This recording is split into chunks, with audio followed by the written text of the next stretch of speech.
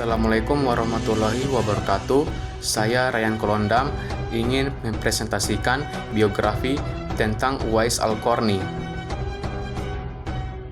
Biografi Uwais bin Amir Al-Qarni berasal dari daerah Qarn di wilayah Yaman dan berasal dari suku Murad, salah satu suku besar di sana.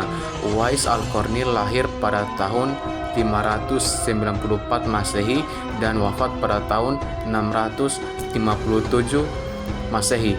Ia hidup pada masa Rasulullah Shallallahu Alaihi Wasallam hingga masa awal kepemimpinan Khalifah Rasyidin. Meskipun hidup sezaman dengan Nabi, ia tidak digolongkan sebagai sahabat, melainkan sebagai tabi'in karena tidak pernah bertemu langsung dengan Rasulullah. Sifat dan kepribadian Uwais dikenal memiliki hati yang sangat lembut, penuh ketakwaan, dan selalu merasa dekat kepada Allah Subhanahu wa Ta'ala.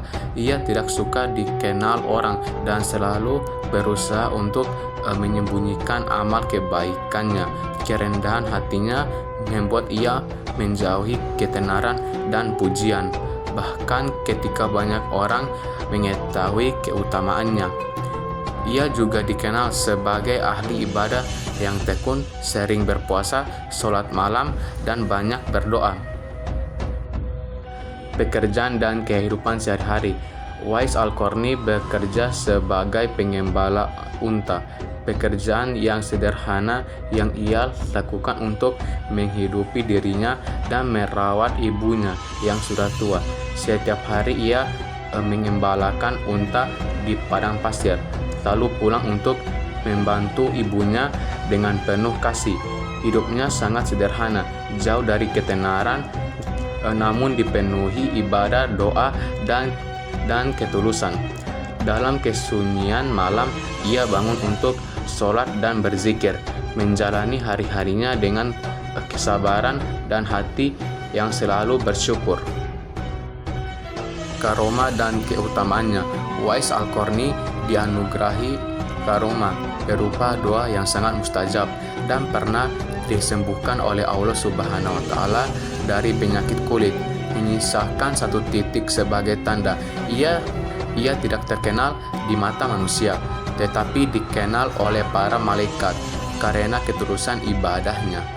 Keutamaannya terlihat dari baktinya yang sangat besar kepada ibunya, kerendahan hati, serta ibadah yang istiqomah. Karena itulah Uwais menjadi teladan dalam keikhlasan dan ketakwaan, dan namanya dikenang sebagai hamba Allah yang mulia.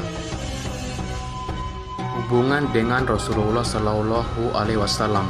Walaupun tidak pernah bertemu Nabi secara langsung, Uwais justru terkenal karena disebut dan dipuji oleh Rasulullah Shallallahu Alaihi Wasallam. Nabi menggambarkan Uwais sebagai pemimpin para tabi'in dan sebagai hamba Allah yang sangat mulia di sisinya.